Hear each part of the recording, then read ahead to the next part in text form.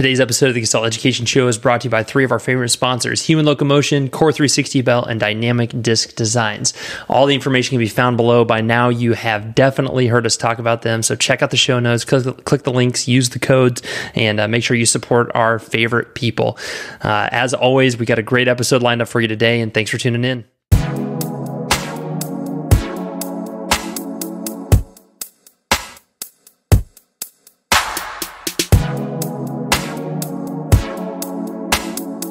All right, everyone, welcome to another episode of the Gestalt Education Show. Today, we've got a great episode for you. Brett, this is one thing, we've got a lot of feedback from our awesome listeners, which we appreciate so much, that they're kind of wanting a little bit more of, you and I breaking down some of the things. We've been lucky. We've sat down with some of these amazing guests, but maybe a more condensed version of some of the things that we talk about with our guests. And so the one that we've had recommended the most is DNS. Right. So DNS, it's a passion of both of ours. We were both lucky enough to be in Prague in last August, and I was lucky enough to finish the coursework. But DNS is literally, that is the lens that we look through literally everything with. And there's a reason it's in the core 4 because the assessments are great and the treatment's amazing. But maybe, Brett, can you just unpack DNS for us a little bit? Kind of tell your origin story with DNS, and then we'll kind of get into, the magic behind it. Maybe talk about what some of the naysayers say, or some of the downsides of it, or things like that. But maybe just start with your origin story. Well, not to age myself, but I was following Pavel Kolesh around before DNS existed, so that's hard to even wrap my brain around. But I think that my background with it is one of my big mentors, who was Clayton Skaggs. He was in tight with Dr. Levitt and Yanda, and through that we started to get around Pavel Kolesh. And at the time, this would have been like, early 2000s, really no one even really knew who Pavel was. So, but, we were over there for either one of my trips with Clayton, or we were there on the D course. I don't remember, not the D course, but like the rehab thing with Craig Liebenson was culminating in Prague, so Craig was organizing a trip, and so we went there, and at the end of this week, there was multiple different people that were involved in the Prague school, and this final day, it was Pavel,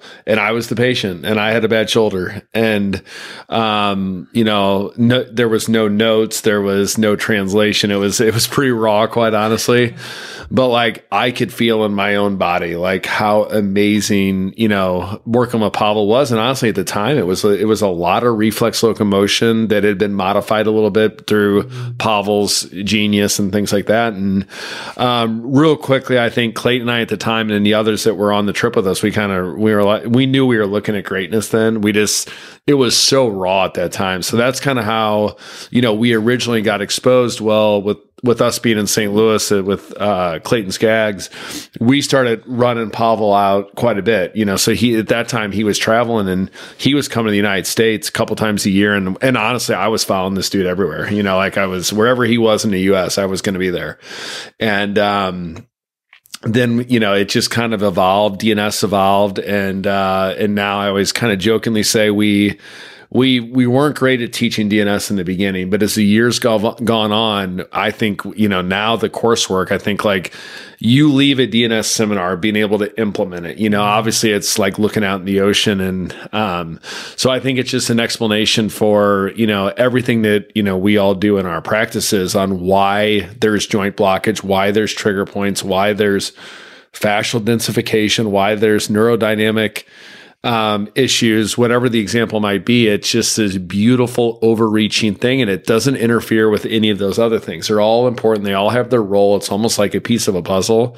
And, but I think for me, at least, it's very, very important to know why all those things occur. And I think it's so beautiful where it all fits in, and it doesn't take anything away from what we teach in MPI or with neurodynamics or MDT, SFMA. It all like literally fits in this most majestic, beautiful puzzle. And that's kind of the game of it, is who can make all the puzzles pieces fit the best, and who can do it the quickest, I guess. So yeah, it's one of the first things I heard you talk about I'm on mute. One of the first things, you kind of talked about with DNS is the why behind everything. And I think that's what drew me to it originally. My kind of origin story is I got convinced to take a DNS-A course when I was in Try 1. It was like the end of Try 1. It was you and Elena in Kansas City. And there was still a lot of reflex being taught. That was like right when reflex was being done. And I was like, oh my God, I didn't even understand neurology at that point. You're doing these crazy things. But I think the thing that captivated me is that there's just really nothing that changes audits, functional tests, FMS, SFMA, like all of these things that we are using as audits or assessments, nothing changed it like DNS does. Yeah. And that's the beauty of, like, even if there's like in every time we do a seminar, you're always going to have someone in the room that's kind of the problem child. And you've heard me say this a million times. It's like, give it 2 days. Like at a seminar, because it's so powerful that even if someone's in the room and they're wanting to deny it, like real quickly, you feel it in your own body, or you see like, the results that you get with it. And there's no denying it. It's not for everybody because it's difficult and it's not algorithmic. It's not cookie cutter. So, I mean, that's what the naysayers, there's other things that people, would potentially throw stones at us for, but that's one of them, is that, the average contemporary student is looking for a cookie cutter algorithmic way to get through there. And I get it. I mean, it's easier to cook. Yeah. It's easier to cook if you have a recipe, but the best cooks in the world, what do? They can't tell you why they're adding this and that. They're able to just kind of be okay with the fact that there's a little bit of grayness and understand like the power of it, and that you're not going to be great at it in 3 months. Like, I mean, it's a journey that we're all on, and so I think that's one of the frustrating things. But also for me, we always say like there's so many people who can put together a rehab program in the world, and there's not like that many people who are great at manipulation or great at ART or great at DNS, which that's what I love about our profession. I mean, you're working to, if everybody could do it, it wouldn't be fun, so right. Yeah. Well, I think, like you said, the naysayers, it is difficult. And one of the things that I think has gotten better with teaching, I probably saw you teach more in the last 5 years than anyone on the planet. And one of the things that we've been incorporating in our teaching, doesn't matter if it's a TMJ weekend, doesn't matter if it's a DNS weekend. It's not an algorithm, but it's ideas. Right. Like, hey, this would be an idea to maybe take this. We always learned in rehab, like in chiropractic school, okay, well, here's your regressions, here's your progressions. This is how it should work. And in DNS, that doesn't necessarily mean it, like just because someone is starting in your day, you may be using bear position or a higher month position in DNS with that patient. You're not just going to work through them. And part of that is the mixing and matching. But I think having some ideas about how to approach things is what has like gotten so much better in my opinion. Well, I think too, I mean, like, and this is very like anti-prog school thinking, but I think it does help people in the front end when you're just learning this to think of, what is, if the diagnosis is spinal stenosis, let's just say, if we can get our diagnosis right, what are the 5 DNS positions that are going to have a great effect in that condition? Or if we're talking about shoulder impingement, or if we're talking about femoral tabular impingement, or we're talking plantar fasciitis. So although we're not cookie cutter, you still got to have some baselines. And I think like, it's a mistake to just keep it so open-ended to where like you don't even know where to start, because anything's possible. You got to have some rules, and you got to like start with these 5 corrective exercises, and then kind of like, then you can start to expand a little bit. But I think I've kind of learned, at least in teaching, to like keep it open a little bit to where it's not cookie cutter, but like if you have this ICD-10 code, or you have this trigger point in pectoralis major, or you have thoracolumbar joint blockage, or you have this neurodynamic test, giving them examples of these are the correctives that would be good for you to use to change those things. And then as you start to get more proficient with it, then you're able to kind of like, as we say, call an audible and kind of like change it and make it unique to yourself. But I think early on, it can be helpful to kind of think that way. And my new thing is, and last week we talked about on the podcast, like, yeah, it's very like intriguing and inspiring to be thinking of this whole kinematic sequence and, to start far away from the site of symptoms. But we all know when you're young that you gain your confidence treating proximally, not distally. So there's nothing wrong with that, but you can treat proximally with still the understanding of having a greater effect with DNS, with treating the more global problem. And I think like that is also a really important idea or concept with DNS, which is DNS is less concerned about the barking dog, basically. So, I mean, for the barking dog, we have, our medical doctors can give steroids, we can give injections, we can use shockwave. We have all the tools for the barking dog. DNS is more about what's making the dog bark, so like in trying to get after those type things. And I think that's, you basically are covering all your bases by doing that. That's the beauty of DNS. We're not so hung up on where the pain is. We're more hung up on where the true site of dysfunction is. And, we have the tools to work on the painful spot, but we also have our tools to, change it from a DNS standpoint. We just feel like developmental exercises are the best way to change and redistribute muscle tone throughout the human body. I mean, to me, and me, I'm a critic, and you kind of are too. We're critics on ourselves, and we're critics kind of on everything, really, in a way, in a good way, healthy way. But like, you just cannot deny the power of DNS. It's just so powerful. Well, I think that brings up a good point. Let's maybe kind of pull backwards a little bit, Brett, about the origins or maybe the principles of DNS, the principles of DNS period.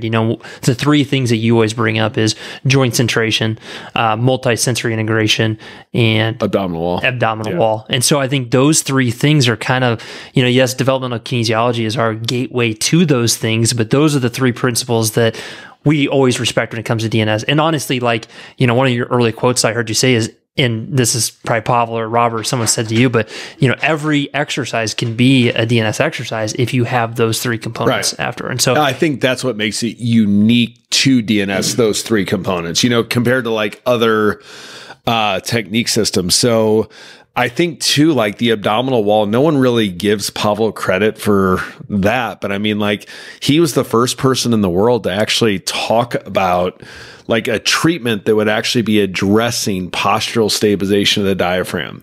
Leanne Chateau and others, even Dr. Levitt, people had talked about the importance of, the diaphragm respiration. Of course, that's no news to anybody, but really, and Paul Hodges, Sapsford, and some others loosely had mentioned it, but Pavel was really the first one to start actually talking about the function of the diaphragm from a stabilization standpoint. And he deserves credit for that. I don't think that he gets credit for it. And so I think that's like makes DNS really, really unique. And you've heard me say this a million times. There's so many things we're unsure about, but like, I think 100 years from now, the way that we're teaching the abdominal wall function currently, we're going to get better at doing it. But like, I know that's right. Like, I know in the back of my mind, I know that is exactly, I think what's occurring or what we think's occurring.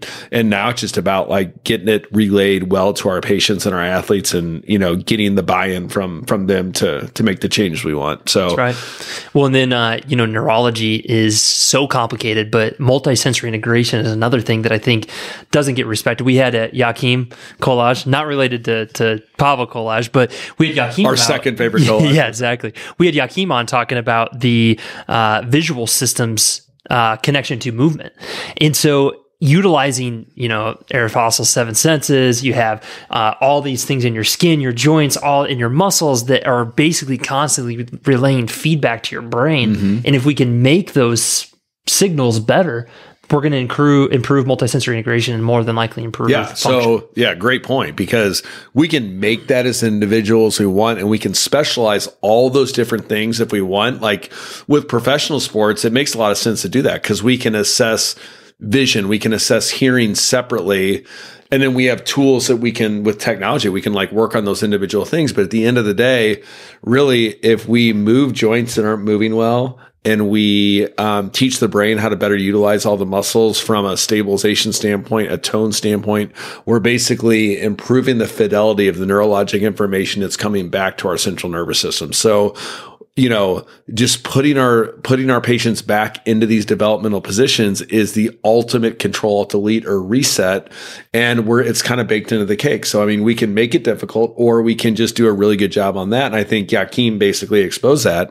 If we're talking about like DNS answer division. Well, it's not some new stuff that none of us ever seen. It's basically using developmental positions and training the eyes with that. And I think that, in a world that is kind of complicated, honestly, like it's always nice to know that things can be made easier. And I think that's important for application of whatever you're talking about. That's right. I just got done teaching our course at Maryville, and one of the things we talked about was open versus closed chain. I think that's another thing that DNS exposes the biochemistry and the neurology behind open and closed chain function, meaning our muscles are utilized in two different functions most times, right? It's not just how we learn it in the textbook, meaning your bicep causes elbow flexion. Well, your bicep can also do the exact opposite. It can cause your humerus to come over top of your forearm. And so I think that is another way of kind of flipping your brain when it comes to training muscles.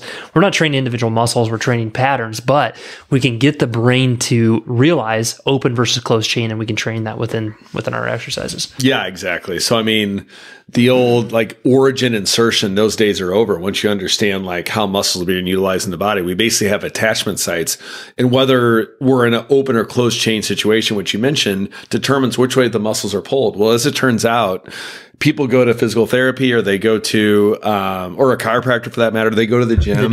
Yeah. And, they find themselves, especially in the upper extremity, everything we do is an open chain. So like a lot of times the missing link can be closed chain function as far as training. And our muscles a lot of times are not used to being pulled in the opposite direction. And there's all kinds of examples of like what that ends up doing as far as pathology and muscle tissue. But, we use different terms because basically DNS started in Czech Republic, but to keep it really simple for like, American terms, open and closed chain function is the way we all think of it. And if we're talking about open chain function, the pull of the muscle is always going to be proximal toward the spine or whatever segment we're talking about. If we're talking about closed chain function, the pull of the muscle is always going to be toward the most distal segment.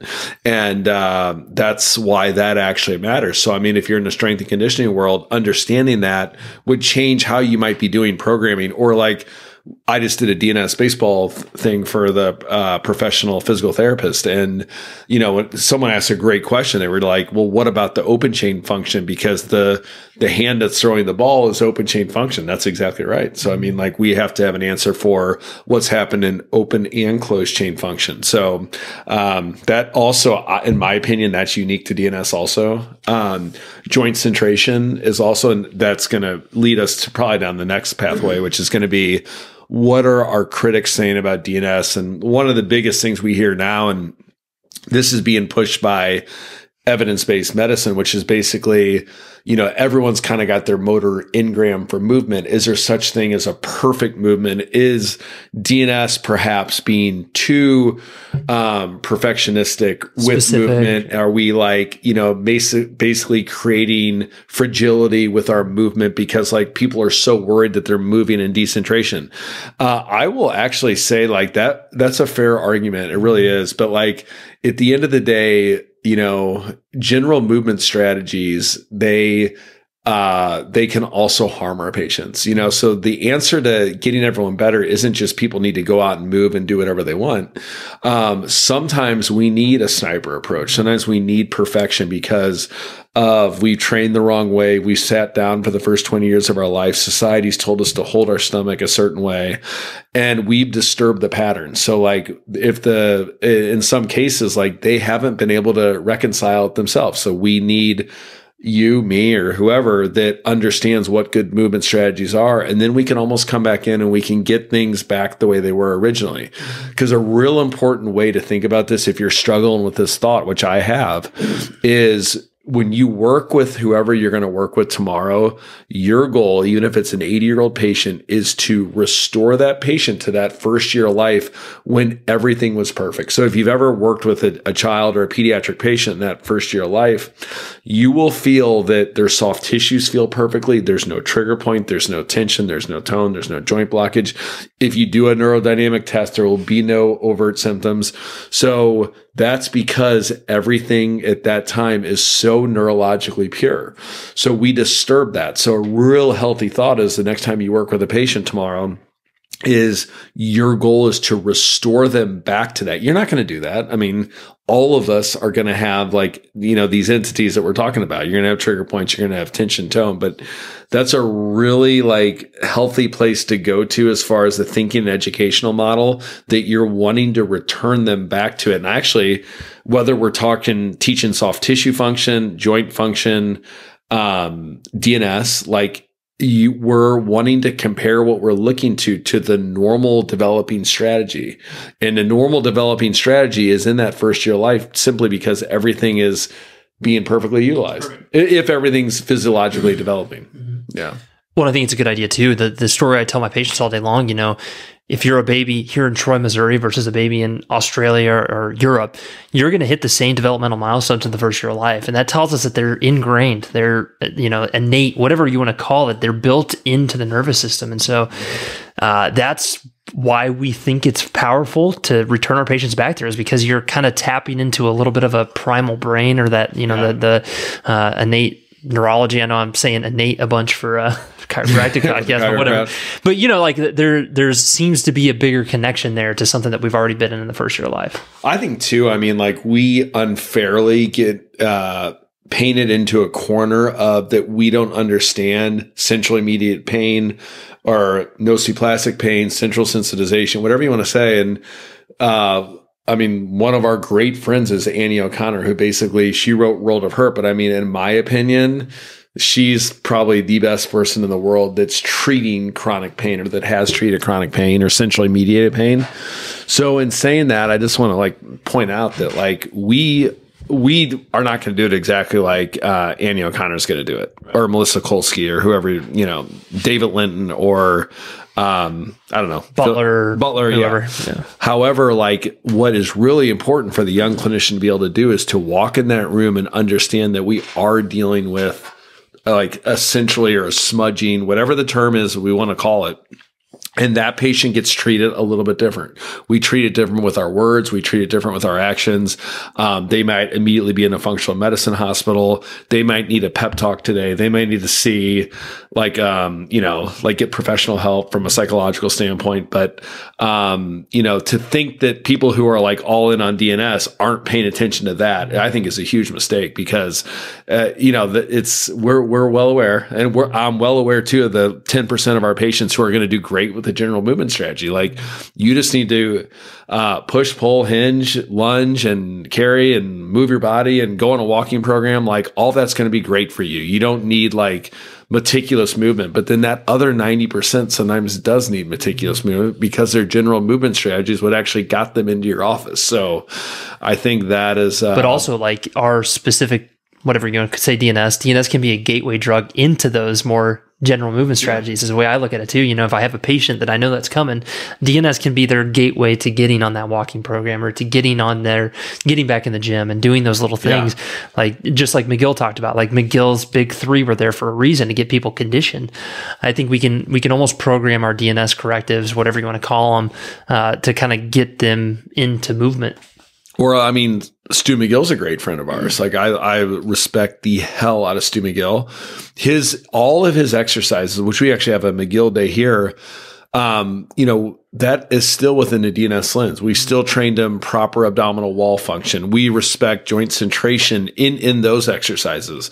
So it's not conflicting thoughts at all. And that's what I think what makes DNS more of like principles versus a technique, because even if you went to Planet Fitness tonight and worked out on a bunch of equipment, you can still be utilizing the DNS principles on equipment, for example. Like the principles will still apply. It's not only just like developmental exercises.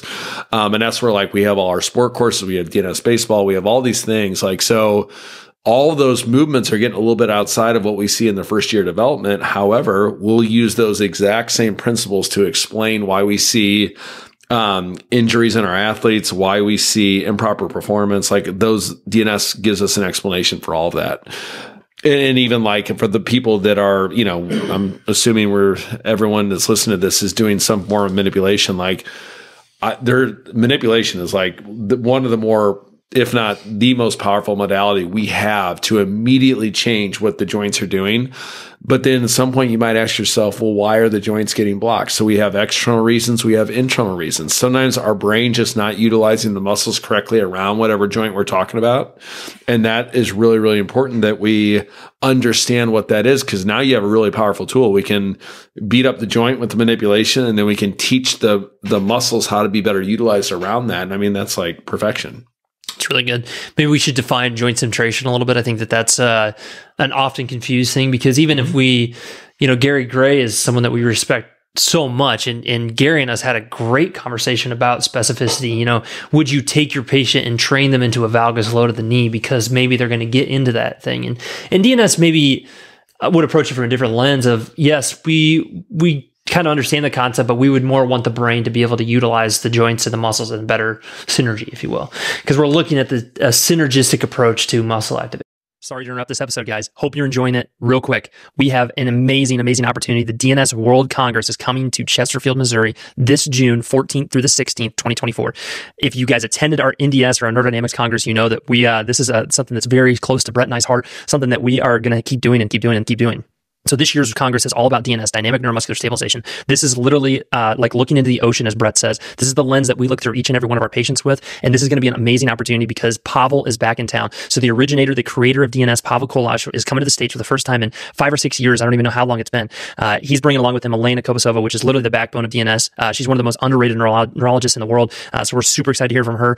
Marcela Safarova, if you haven't heard her speak, she is literally the queen of pediatrics and musculoskeletal health. We also are going to have almost every single U.S. instructor at the Congress who's going to be speaking. It's going to include demos, lectures, hands-on. We're going to have, as always, a get-together afterwards with your chance to talk to these guys face-to-face and have a couple drinks with them. This is going to be a great, great opportunity. It's a great price too, especially for students. It's only $4.99. So be sure to use the code DNS student to get your discount on that. For more information, or if you have questions, go to gestaltedu.com/DNS-Congress. Thanks for tuning in, guys. Enjoy the rest of the episode.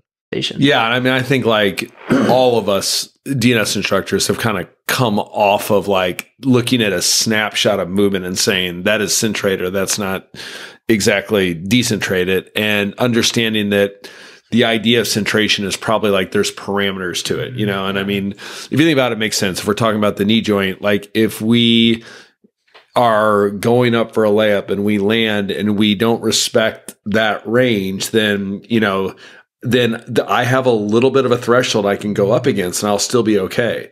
But once I get beyond that, then I'm going to tear my ACL, MCL, medial meniscus, and fracture my patella, let's say. But so understanding what that range is, and where Gary Gray's got a really good critique on everything, which we've had these difficult conversations with him also, is he would say perfectly fine. Like, I see what you're saying, but like out on the field, is that what they're going to do? Like, so if I'm running this way and I got a cut, are you telling me then the knee is just, they're going to automatically know? And that's actually a fair criticism. But I think like what that leads to in DNS is that leads to a little bit more leeway probably. So joint centration doesn't have to be like meticulously this straight, perfect line from the ankle, the knee, and the hip. That may be our goal, but like we could actually start to train them by using drivers, but still within the lens of DNS. And that's another perfect example of, me, I'm a Gary Gray disciple. So like, I use the principles of DNS in that world. And, I would never be as arrogant to say that we're making it better, because that would be incorrect, but we're putting the kind of our own kind of take on it. And I think like when we, if we look at the Mount Rushmore of, what we're doing as an example, Gary Gray is one face that's probably up there. Sure. So we want to not close the book on that. Like we want to be sure that we're always taking like these just gurus who've given us so much, and we let their lineage live on, and like we tell their story, and we hope we expose them more to the world, because that's a good example. Because I mean, I think a lot of people that you say Gary Gray, they don't know who that is, and they always get Gary Gray and Gray Cook mixed up, and so which Gray Cook would be another good example for that. But anyways, you get the idea. Well, and I think too, I mean, when we look at joint centration, when I first learned it, joint centration was just that there's maximum bony articulation in the joint, meaning the joint is lined up to the point that you have the perfect bony articulation between concave and convex. that's how I first learned it. But now, like, the more conversations I've listened to you, Rich has been hot on it too, other DNS instructors, that range that you talk about. And I think at the end of the day, what we're looking for is synergy of the muscles around the joint to act like guy wires, meaning like the joint is safer because you're using every fiber of the glute max, and you're using every fiber of your VMO, and you're utilizing all of those. And then that range gives us a little bit more leeway. I know you did a lecture in Prague a couple of years ago where you were combining, like you said, the drivers with DNS position. So very great concepts of triplanar motion, but within DNS positions or concepts. Well, I mean, the argument that rages on would be that, is this a biomechanical phenomenon or is this more like a neurologic phenomenon? I honestly personally think that it's both, because you have the biomechanical aspect of good joint loading that you just alluded to, but you also have the neurologic component to where we believe at DNS, when the joint is in a relatively centrated position, you're giving the brain the best opportunity to literally use all the muscles around that area. So now that gets a little bit out of the biomechanical side of it, more on the neurologic side of it. So we potentially could be maybe splitting hairs by trying to decide what it is, because it's really involving all kinds of different, all the systems basically. So, from joint movement to roll glide mechanics of certain joints to, how the muscles are being utilized, to the afferent information that's coming out of the receptors of the joint and the soft tissues around there that's reporting back to the brain. So it probably doesn't make a whole lot of sense maybe to try to decide exactly what division it is, because it's probably affecting all the different divisions. And I think that, the reason it's such a hard idea is because originally, if you take a DNS course, it's almost like we're having to teach it through all the developmental positions. And then we throw up an athlete and we say, okay, but here's what joints, it's like, everyone's like, what? Like, so I think that's what makes it hard. And I think we're getting better at trying to explain it as time goes on. But, yeah. Well, I think like DNS is ever evolving, which I think, I've met some people along the way that, I took a DNS course 10 years ago, and I don't know, it just didn't fit into my system. And I think that's a fair criticism of what it was 10 years ago. And I think, if I could just, give my own plea, take one recently. Like, it has changed so much. And I think that especially if you're a chiropractor and you don't have a lot of time, DNS is a perfect way to integrate rehab into a short period of time.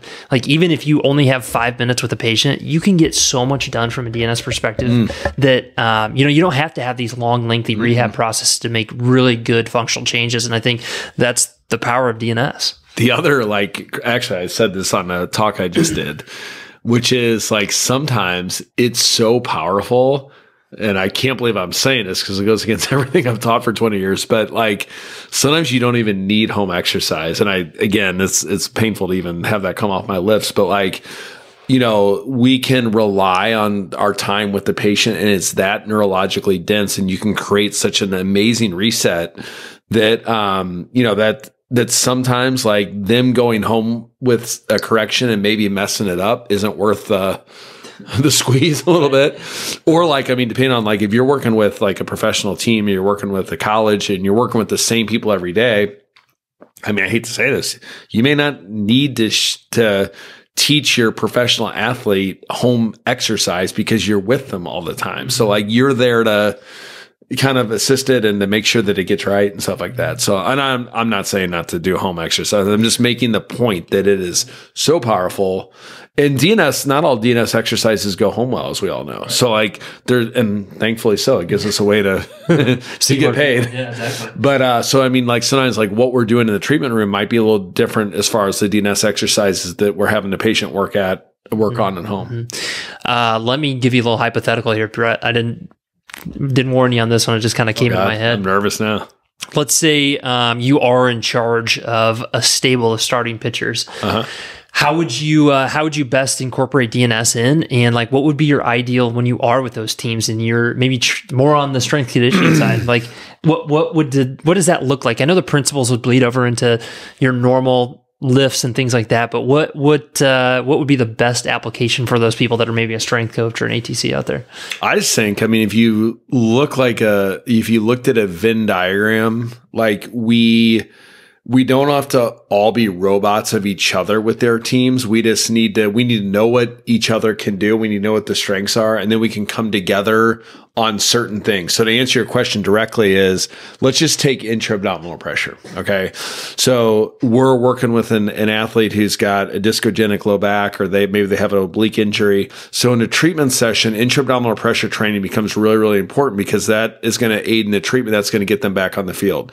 Okay. Well, the next step is, okay, we're going to walk over to the gym. So now intra-abdominal pressure becomes really, really important for force generation, not over compressing our lumbar spine segments or our joints in general. Okay, perfect. And then now our hitting and our pitching coaches also understand intra-abdominal pressure, because the rarefied air of a great clinician is they can do it in those two settings, but they also know how to give the athlete the imagery of what this feels like in their own body. Therefore, they can start to use these principles in their, in their actual life or sport. It doesn't have to be athletes either. It can be picking up a box at work, picking up your kid. So the misconception, and I was the worst about this, I thought that if I had it right on those first two situations, that it would guarantee that it would be right when they weren't thinking about it. Wrong. Mm-hmm. So we need to continue to give the central nervous system more opportunities to get it right. And then the time to work on intra-abdominal pressure in this example isn't tonight at 7:15 and, with our starting pitcher. At that point, we know this from the sprinting research, it's literally called the constraint hypothesis, which is basically if we give the brain something to think about during their activity, we'll actually harm the performance. So at that point, by the time the bullets start flying in the games, you just got to go out and do your thing.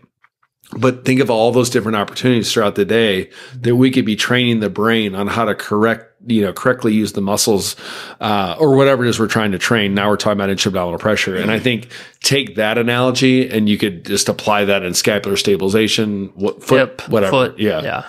So I think that's a good example in my dream world of if we're talking about a team or a college, where you have everyone lockstep. Not everyone's got to be exactly the same person, but we're all kind of the same heartbeat and kind of knowing what we're trying to accomplish across all the different walls and areas of the facets of the team. One thing it comes back to, you've given your abdominal wall lecture on this podcast and in multiple seminars. I think it's all come down to terminology. If we're speaking the same language, it makes it a lot easier to have those touches throughout that athlete's career, that person's career.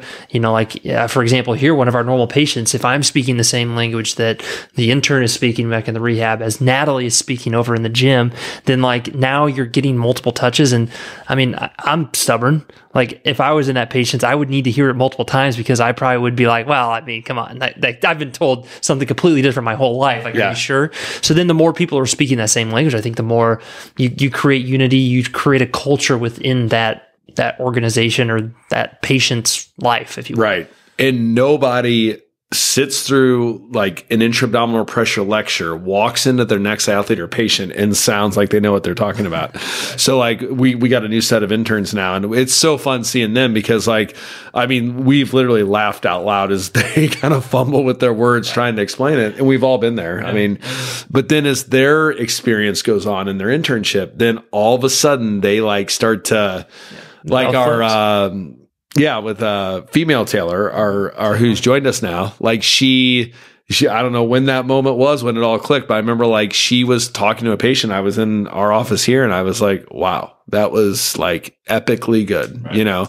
So no one's good at it in the beginning, so don't be afraid. Just start it and start struggling with your words. And I use analogies, I use storytelling. Mm-hmm. You do the same. I mean, we all have our shtick on how to get the message across, but it doesn't matter if you know it. If they don't know it, then it's not gonna matter if you can't convey what you know. Right. And it's not rogue memorization either. I think that's something that we keep going back to.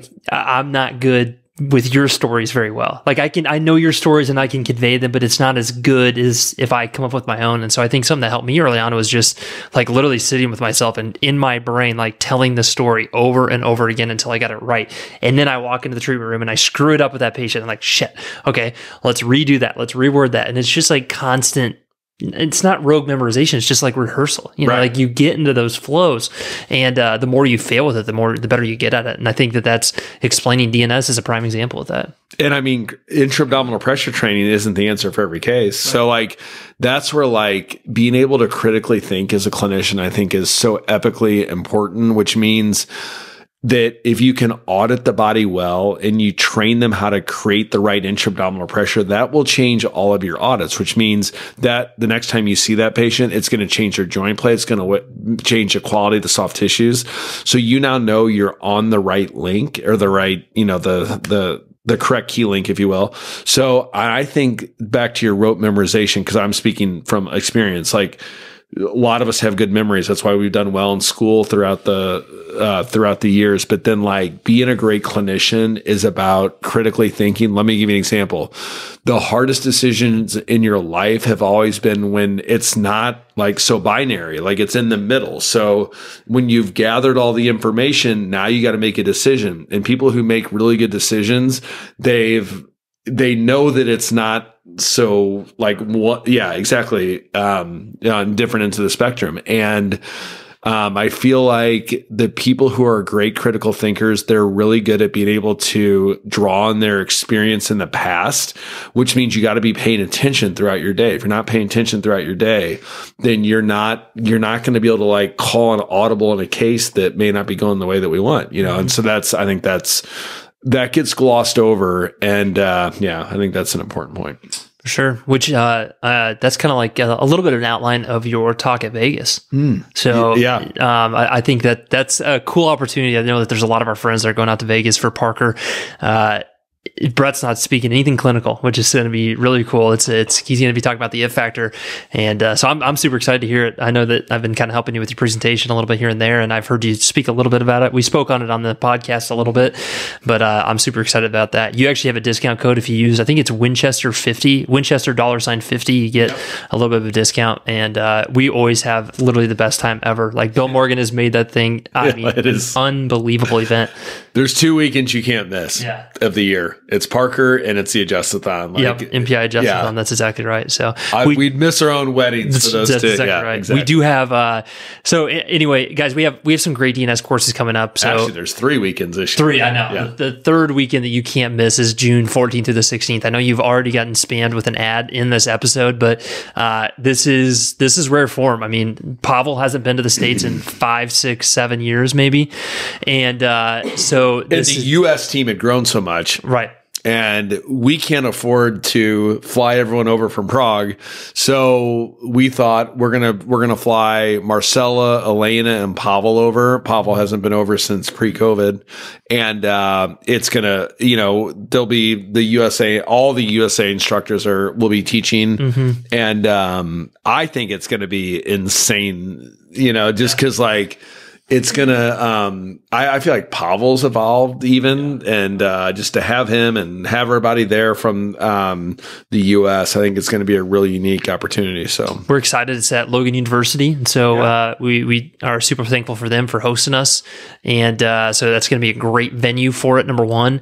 And number two, I mean, like the NDS Congress that we had, it was awesome because it was melding of a lot of different people. Like this is pure DNS. And the nice thing is you're going to get a lot of different explanations from a lot of different people, which I think is super valuable because you and Robert Lardner look at DNS a little bit differently, which is so cool. You and Rich Olm look at it differently. You and Mike Rentala. Right. And so each person is going to kind of be set up in their zone of genius. I know that you're going to probably speak a little bit on baseball. You're definitely going to speak on the abdominal wall. Rich is probably going to do something in the strength training world. You're going to see Pavel treat, which is going to be amazing. We're going to have a ton of patients for him. And so it's going to be just a cool opportunity for collaboration of DNS. And you're going to see multiple different ways of applying DNS, which I think is the benefit. I think too. I mean, just watching, I remember when we were young, we'd look at the Prague instructors, and they were at such a level, and they're still at that level, but like I feel like the American instructors have evolved in their own way. So hearing like how they're implementing it in the physical therapy setting, the training session, and like when everybody meets for the D course, it's so special because you have like so many different interpretations of the same information. And like, you always leave just like, wow, I've just never heard it that way. I've never seen it that way. And it really opens up for a really special thing. And, I think too with DNS, I mean, it's just such a special thing that's come out of Prague in many different ways, not just DNS, just like the greats that have come there. So it's kind of humbling to, you know, for us all to get together in the United States and just kind of bring it all together and expose more people to what they've created there. That's exactly right. So if you go to gestaltedu.com/DNS-Congress, that will have all the information for you. We haven't released a schedule yet because we're still working on it. There's a lot of moving pieces here with that many instructors, and so we probably won't have that out for a while, honestly, just as a hint. But just know that like it's going to be a special weekend. It's a very special weekend. We also have the A, B, and C, the clinical courses coming through Troy. That's every year. This year we moved back the A course a little bit to the middle of March, and then in February, though, probably my favorite DNS course, honestly, which is the pediatrics courses. We are so lucky this year. Marcella is coming for Pediatrics 1, which Marcella is, I mean, she's number OG. One in the nation, number one in the world with her background. Yeah, with pediatric neurology. And I mean, it is just such an amazing, the story I tell is I really didn't understand DNS at its core until I took the pediatrics courses. Right. I had great instructors and I had a great, understanding, but not did I like fully grasp it until I took pediatrics. And the reason is because that's the background, all the reflexes and all the things that just the neurology that goes into us evolving into what we are is truly amazing. And it's scary because there's so many things can go wrong, but you can be such of a service to not only your pediatrics patients, but also your adult patients if you understand these concepts. Oh yeah. I'm kind of excited about DNS manual therapy. I feel like I'm sitting on a bunch of information that I just haven't had a spot to throw it in. So like that, I think that rolls out in Florida. Yep, May 4th and 5th, and that is in Jupiter. One of our favorite places, Arise. So Mickey Masucci and David Donatucci have literally the best office in the world. I mean, it is unbelievable there. And other than this, obviously, the Winchester Spine Sport, but it is an unbelievable time, and it'll be beautiful in May. So you've never eaten at Leftovers either? Oh my gosh. That's right. So anyway, we've got some great DNS courses this year, guys. We would love for you to join us in, especially if you haven't taken a course in a while. Do challenge yourself to take a new one. Like I think it will really change your perspective and kind of shed new light on what DNS is all about. So. And the most underrated person that will be there, Elena Kobasova. So right. She is, she's a neurologist, and honestly, she doesn't travel at all anymore. So I think and she will undercut herself, but I'm telling you, she has been around more greats in the world than probably anyone else, honestly. And she'll tell a story that will just knock your socks off as far as like what she knows and who she's been around so much stuff and just so insanely good. So that'd be another huge thing. So anyway, the pediatric courses, DNS courses, everything is on the gestaltedu.com website. There'll be links below in the show notes. Thanks, Brett, for getting me hooked on DNS. And, I've been telling people the DNS D course was a special just opportunity for me because we got to sit in the same room that Yanda taught in and Leva taught in and Kolaj taught in. And I just think like the history and stuff. And so if you have the urge to continue your DNS journey, I highly, highly suggest the DNS D course. So go to Prague. Anyway, thanks, Brett. Do you got any picks for the weekend? I know the NFL coming up. The NFL is so on its head right now. I would say in the Super Bowl, no offense, I know the Pack's playing the 49ers. I still like the 49ers coming out in the NFC. And then, originally I liked the Ravens, but then I don't know. I kind of like Buffalo again. So right now, if you made me say, I would say 49ers and Bills in the Super Bowl. I'd probably agree with that. The Packers kryptonite is the Niners. You still have Patrick Mahomes. So anyway, for more succinct picks, if you check out Gestalt Sportsbook on Instagram, we'll be sure to get them out for you. But anyway, guys, have a great day. Good luck with patience, and we'll see you at a future DNS course. I hope you enjoyed this episode of the Gestalt Education Show. If you liked it, share it, subscribe to it, send it to your friends, send it to someone that needs to hear this message.